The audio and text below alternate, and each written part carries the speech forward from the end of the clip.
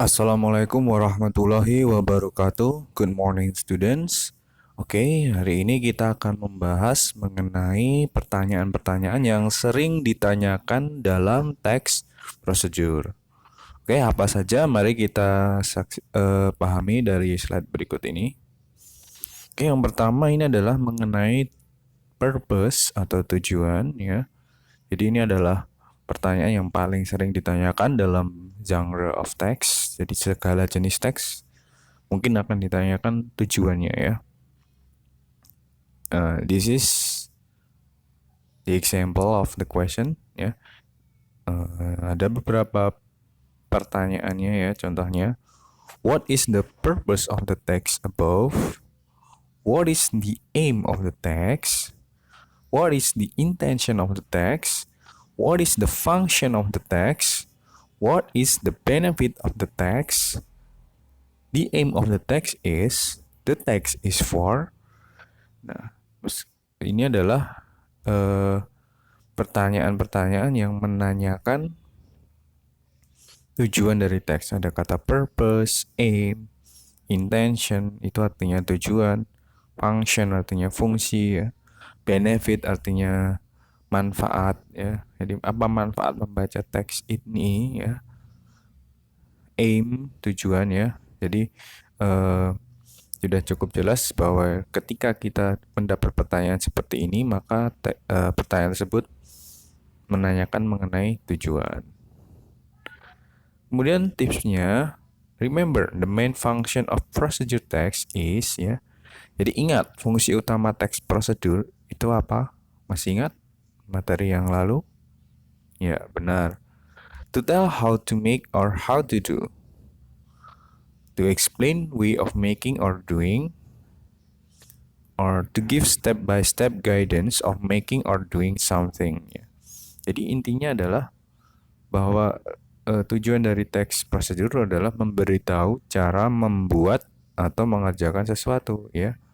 Jadi ini adalah uh, materi juga yang sudah kita bahas pada slide minggu lalu. Jadi saya harapkan kamu sudah memahami dan sudah langsung tahu ya kalau teks prosedur itu tujuannya untuk memberitahu cara membuat atau mengerjakan sesuatu. Oke, sekarang supaya lebih jelas kita melihat contoh soal ya. Kita lihat soalnya seperti apa. Ini saya tampilkan sebuah teks prosedur sederhana ya. How to make a cup of tea. Ya, kita langsung aja menuju ke pertanyaannya. What is the writer's intention of writing the text? Jadi, ini ada kata intention. Intention itu sama dengan purpose, artinya tujuan. Jadi, soal nomor 1 menanyakan mengenai tujuan. Nah, untuk teks prosedur, tujuan itu ada di bagian apa? Masih ingat? Tentunya ada di title, ada di judul ya. Jadi, how to make a cup of tea. Sudah cukup jelas bahwa ini teks bertujuan untuk memberitahu pembaca cara membuat teh ya. Oke, kemudian dari bacaan sudah kita ketahui tujuannya ada pada judul, maka kita pilih jawabannya. Tadi kata kuncinya adalah to tell how to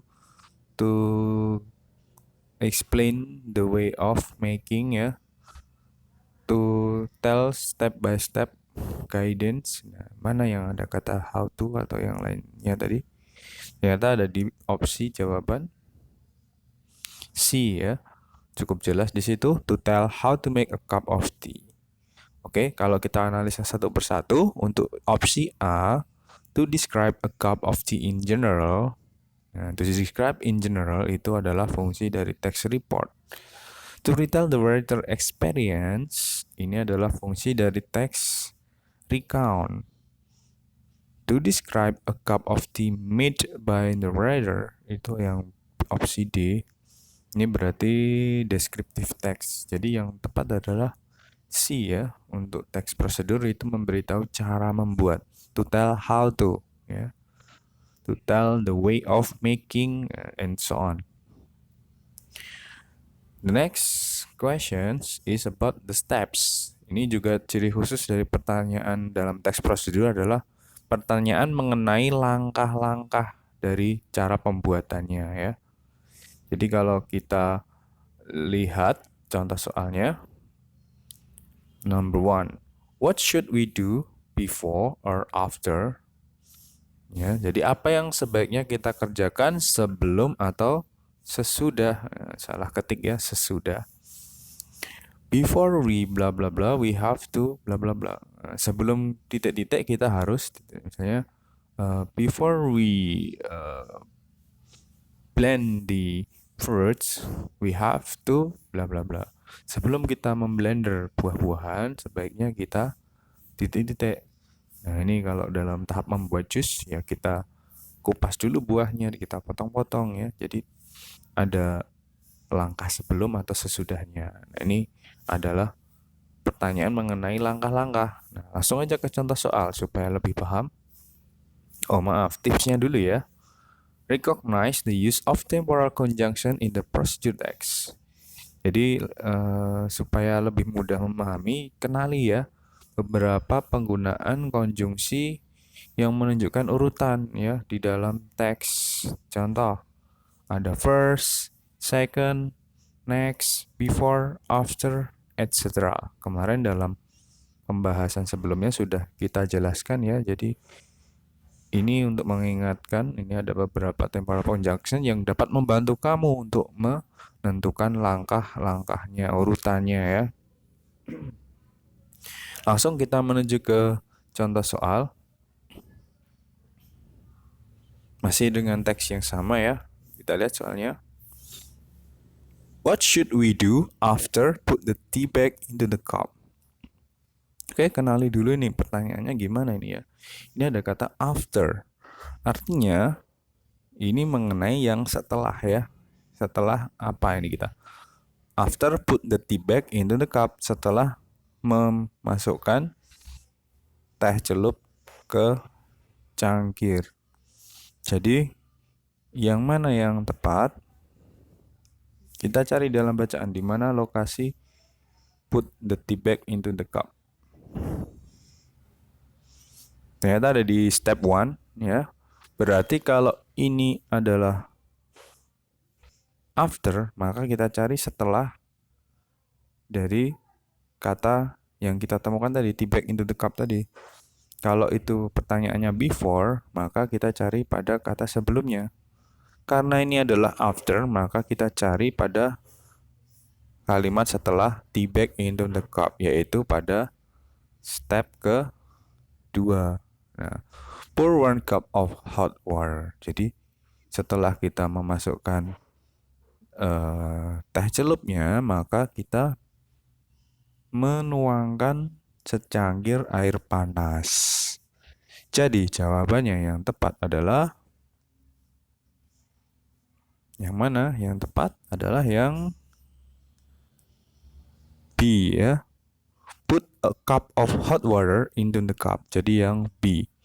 Cukup jelas ya untuk jawabannya sama dengan step kedua. Jadi menuangkan air ke dalam cangkir walaupun dengan kalimat yang berbeda. Ini kita lihat kalau step 2 pakai pour, kalau di dalam opsi jawaban memakai put into. Jadi jawabannya B ya. Kemudian yang ketiga, tipe pertanyaan yang sering ditanyakan dalam teks prosedur adalah guessing what will happen, menebak apa yang akan terjadi. Jadi kita mengira-ira apa yang akan terjadi seandainya kita melakukan apa gitu ya.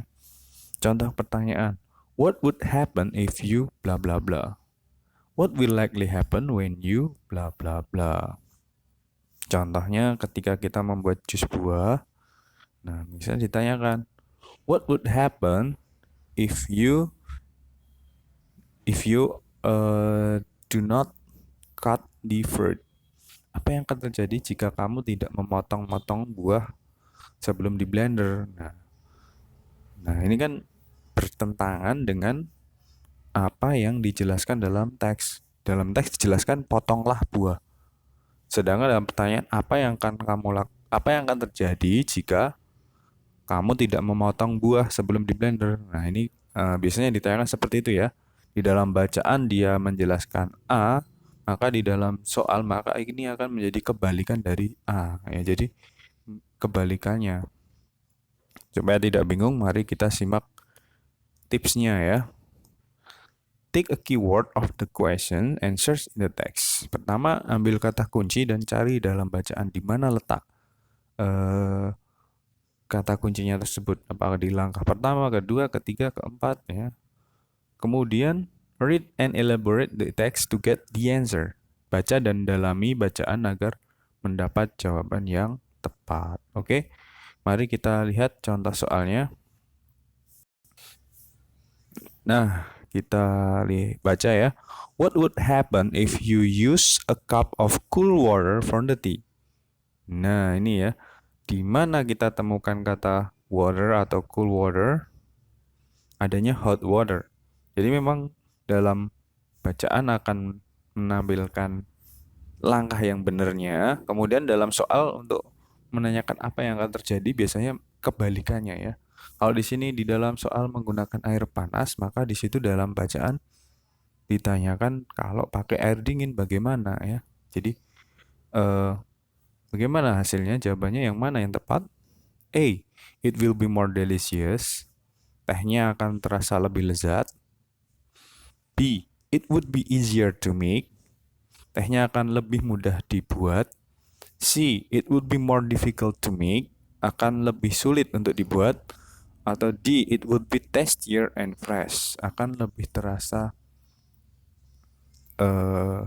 lebih enak dan segar. Mana yang tepat? Yang paling tepat tentunya adalah bahwa di sini harus menggunakan air panas ya.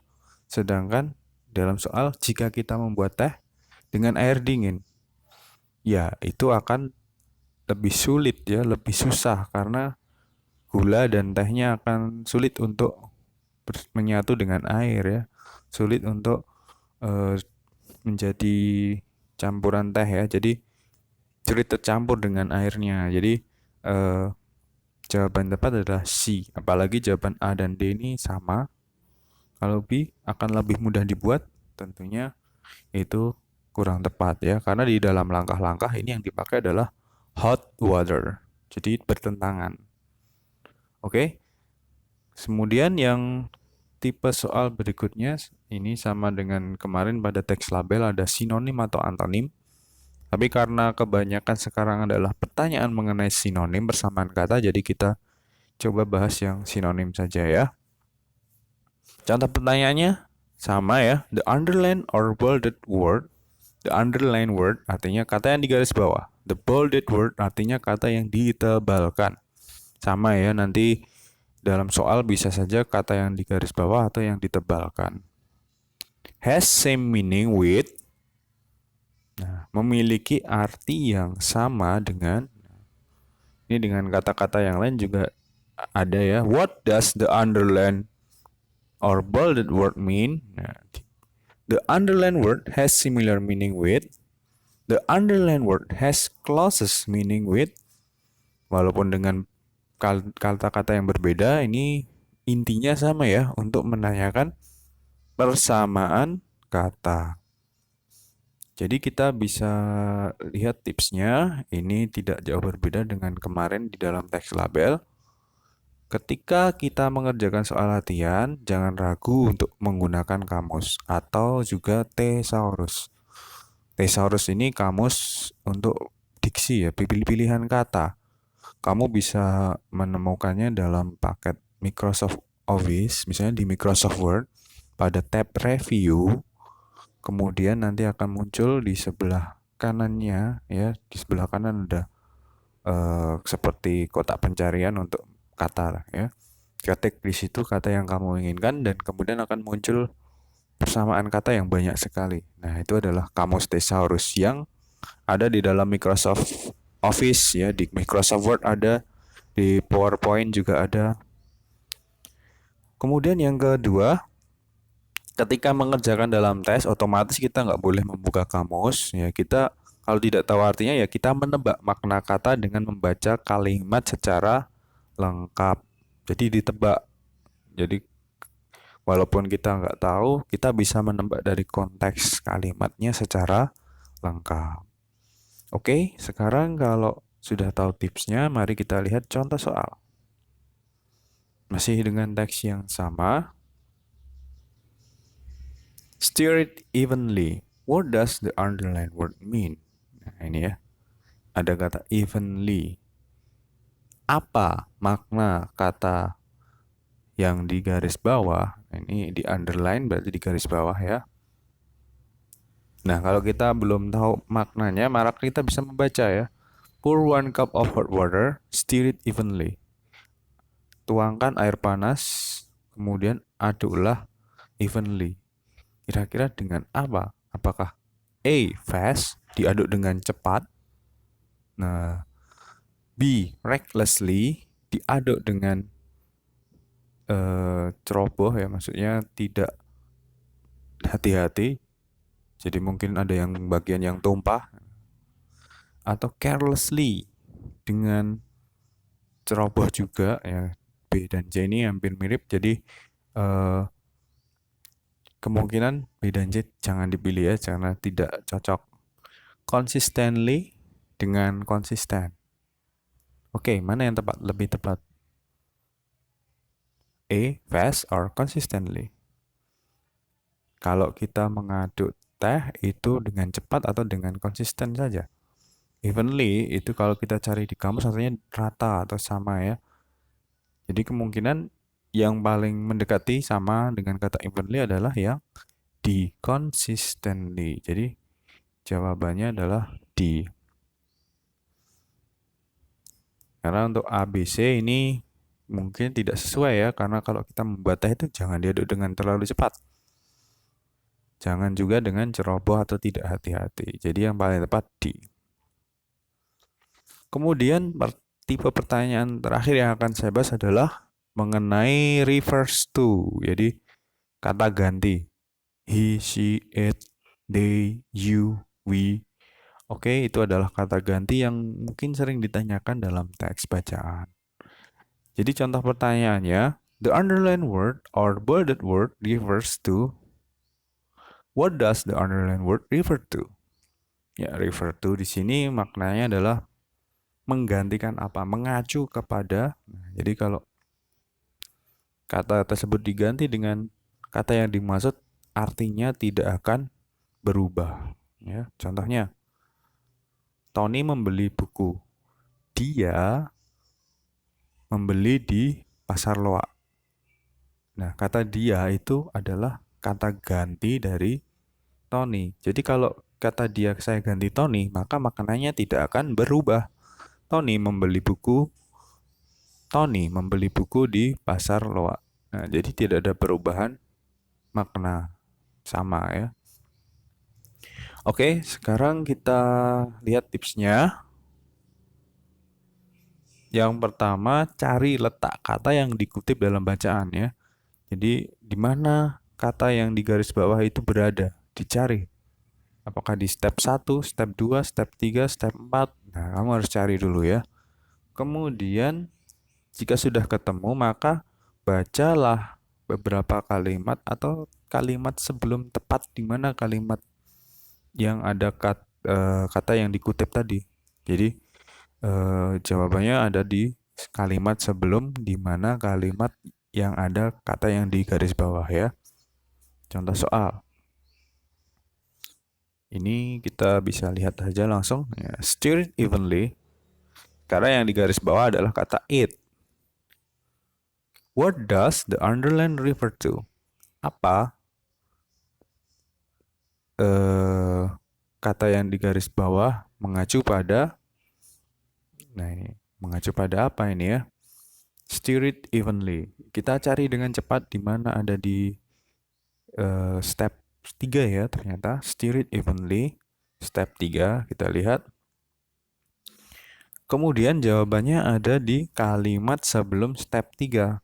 Nah, kita baca step 2. Pour 1 cup of hot water. Tuangkan secangkir air panas. Stir it evenly. Aduklah dengan rata dengan konsisten tadi ya. Jadi yang mana yang tepat?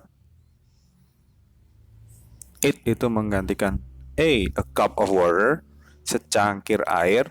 B, a cup of hot tea water, secangkir air teh panas. Ataukah C, some sugar. Ataukah the tea bag, teh celupnya. Yang paling tepat adalah yang B ya.